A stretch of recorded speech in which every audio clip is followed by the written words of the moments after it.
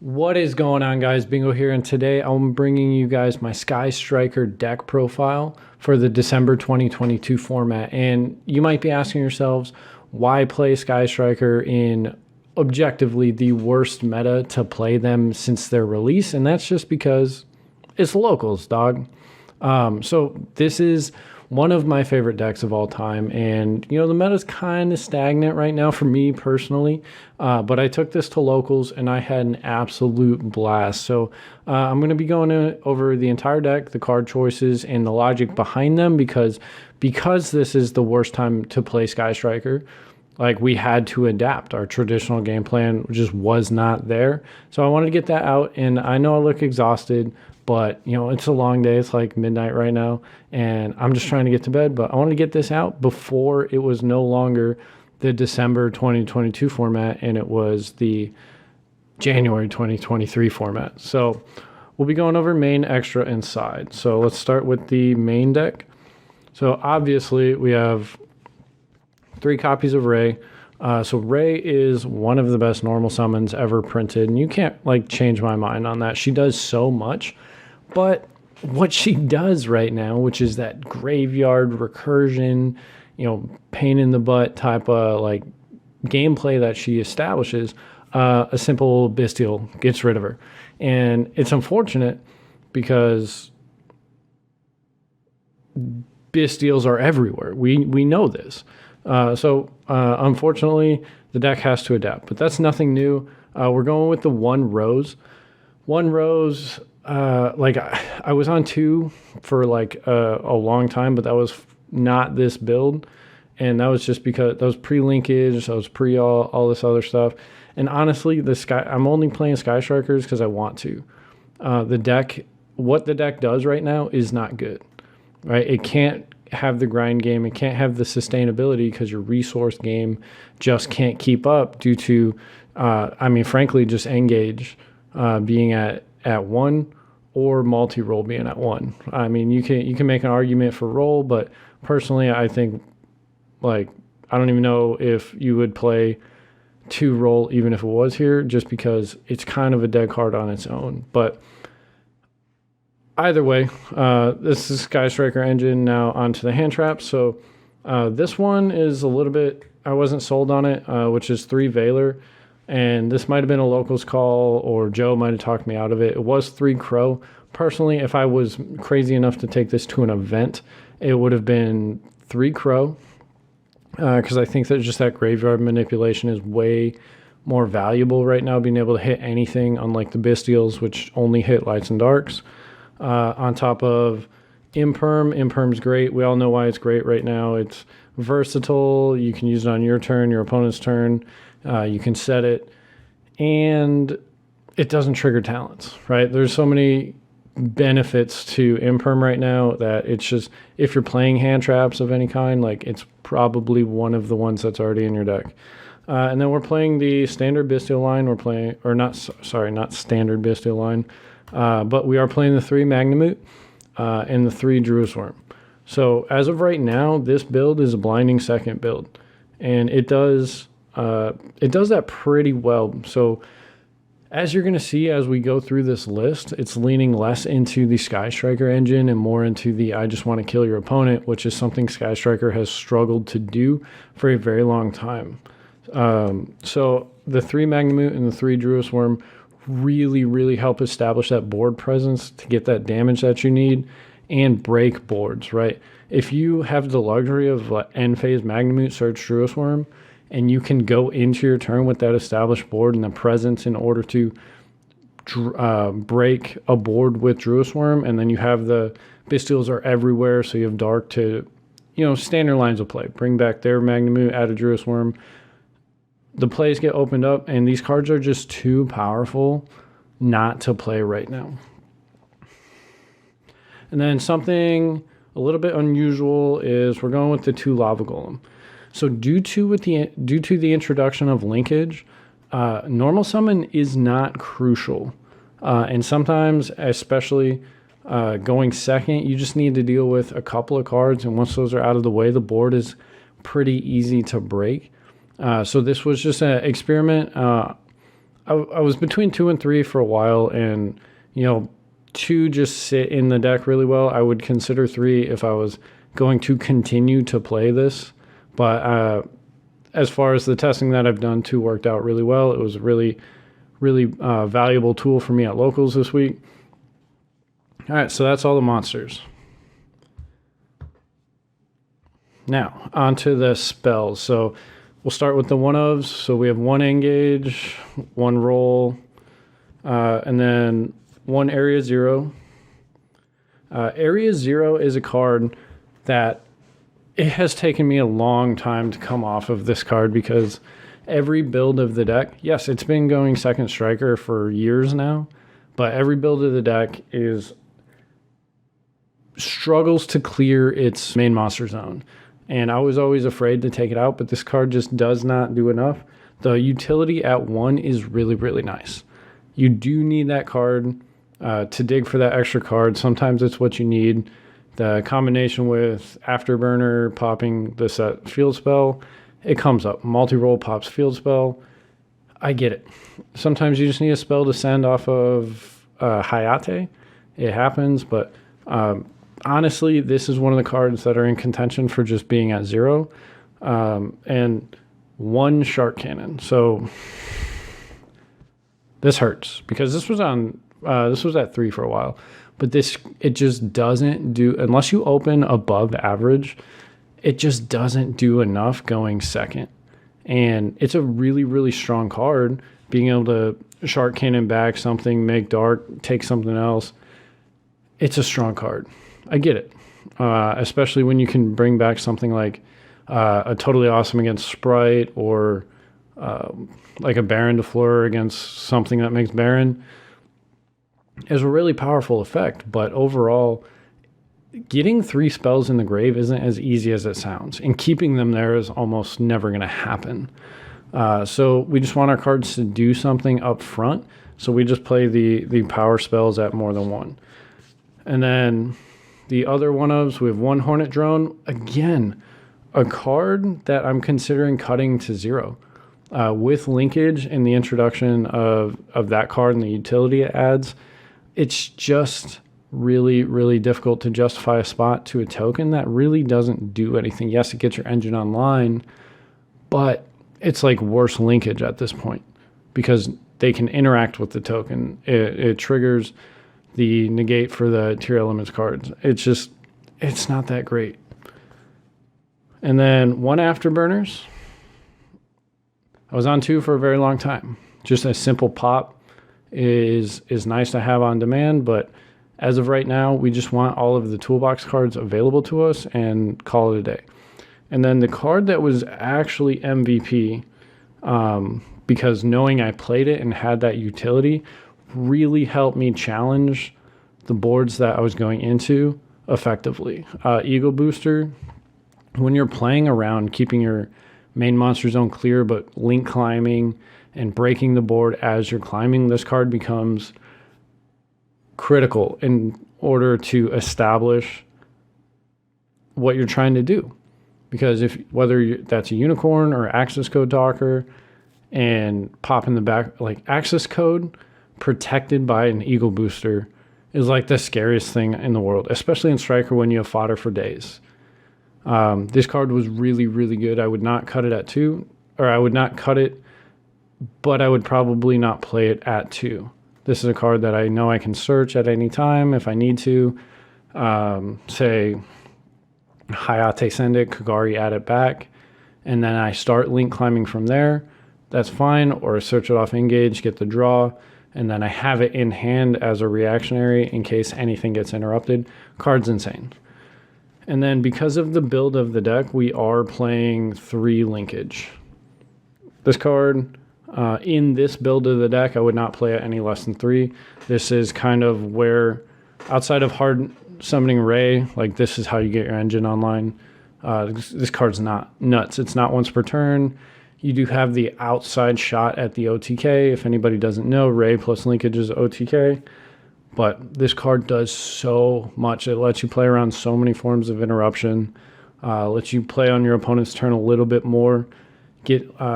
lets you get an extra Kagari ad, because most of the time your board's not staying. Like, you're not going to get that Shizuku search on your opponent's turn, and this lets you get that extra card back early on. So, and then we all know what's next. We have 3 Widow Anchor. So Widow Anchor is still at 3 because it's the best card in the deck. This is I'm going to steal your monster of the deck. And then for the non-striker spells, we have 2 talents. So I hate playing weird ratios like 2 Lava Golem, 2 talents, but you can brick on all. You need every card in your hand to be able to do something. It's already bad enough opening like 2 Druid Worm, but at least that has utility going first or on turn 0 and on your turn. Opening 2 talents, worst feeling in the world. It's a good card. It's a great draw, but if that card's dead in your hand, you're not in a losing position. Obviously, you still have 5 other cards, but it doesn't feel good. But it's a very powerful card. Another great card in the deck that I will not change in this build is Pot of Desires. Pot of Desires in Striker. I know you look at all the 1-ofs. There's like literally 10 1-ofs in this deck. It doesn't matter. The raw card advantage that you're getting from this, the free spell engrave, it does exactly what you need to, and it helps you gain advantage and push your deck into doing what it's trying to do. Those cards that you banish don't matter. I banished all 3 Anchor. I didn't even care.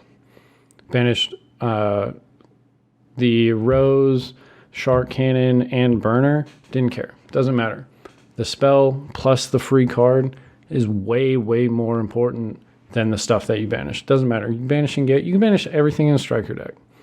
As long as you have like 1 Linkage and Ray, like, it's fine. The engine does what it's supposed to do. All right, and then the 1-of power spells or the blank spells, however you want to look at it. We have 1 Upstart Goblin, 1 Reinforcements of the Army, 1 Called by the Grave, and then 1 Change of Heart and 1 Mind Control. Almost all of these I'm not sold on except Rhoda. Rhoda is a very good card. Not almost all of these. Rhoda, Mind Control, and Change of Heart are all great cards. They all do exactly what you want them to do. These are breaking board monsters, taking your opponent's stuff, and a Change of Heart especially, like, being able to attack with the monster is way more relevant than you thought. But Call by the Grave, it doesn't do that much for what we're trying to do going second. Yes, it's powerful. It's in there specifically because it's here. But I feel like there are other options that we can go with. All right, on to the extra deck. So first off, we're going to start up with the Link. We have 3 Kagari. I did debate on 2 of this. This version of the deck, the intention is to kill your opponent as quickly as possible. The only games I did not kill them on my turn 1 was 1 game I won and then the game I lost.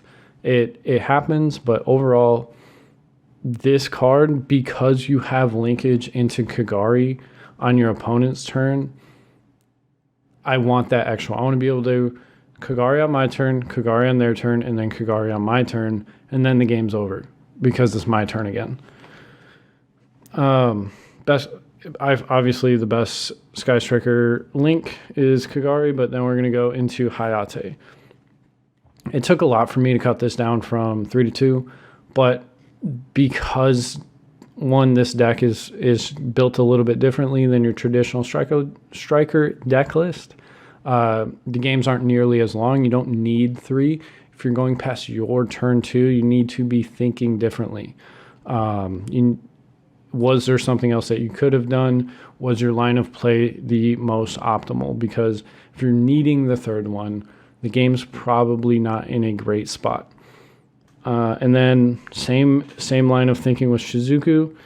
We do play 2. And that's because you can't rely on Ray to be this recursive thing every single turn. Most of the time, Hayate, unless you open Ray, is just to get to Ray, just for it to get banished by a Bystial. It happens. But for Shizuku, this is your setup for next turn, right? You need to be thinking, how am I going to kill them next turn? What are they going to do? What are my interactions, and what are their follow-ups to those interactions? And that way you can start to really understand how you're going to kill them, and you don't need the third Kagari. What you do need is one Kaina and one Zeke. Kaina is great. Kaina's the MVP when she comes up. One, it's a different attribute for you to climb into for access code. Sometimes her arrow comes up. I didn't want to cut her because this was my first time taking this to just actually outside of playtesting. And honestly, this version of the deck is something that I really like, but I don't want to play less links than this for Sky Striker, because if my Ray does come back, I want it to have impact on my opponent's turn. But after playing it, realizing I'm probably going to Kagari back something, or if my Ray is going to get cleared and I don't have an established board where I want Kagari to add something back and I have follow-up, then I'm probably going to tag in a Hayate so I could send the thing that I want to add back next turn. I don't know. I do like where it was at. Now, on to the non-striker links. So, the non-striker links, we have one Dark. Dark is insane. Anybody that plays this card knows it right now. This card is absolute crazy. It reminds me of Hita during TOS format because it's just so good every single game. Being able to bring back outed Mirror Jades, being able to bring back pretty much anything at any time and having that fodder. It sucks that Link 2s aren't nearly as common as they were in TOS format, but being able to bring back your opponent's Magnamute, getting a search, linking it off into Unicorn, climbing up, breaking their board, and then if the game's not over for some reason, you get that Bystial in hand at the end of the turn. Like, this card's nuts.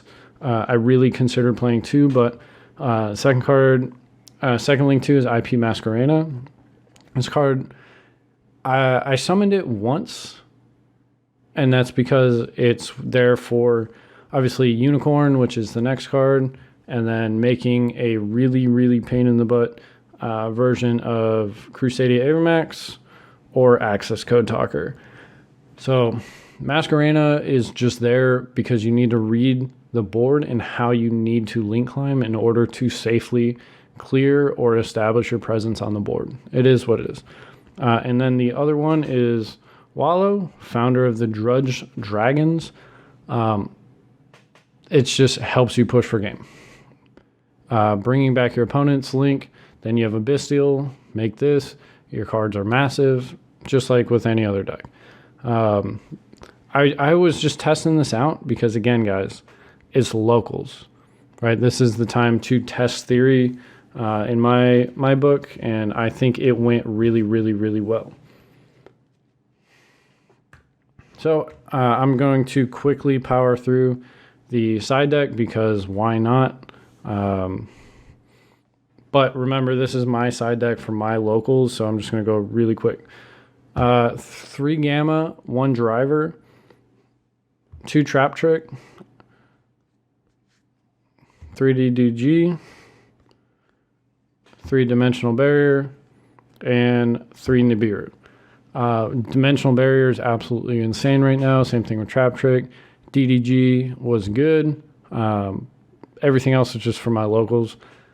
But guys, this has been a very long profile, and the deck's been out for years. I don't know how it took that long.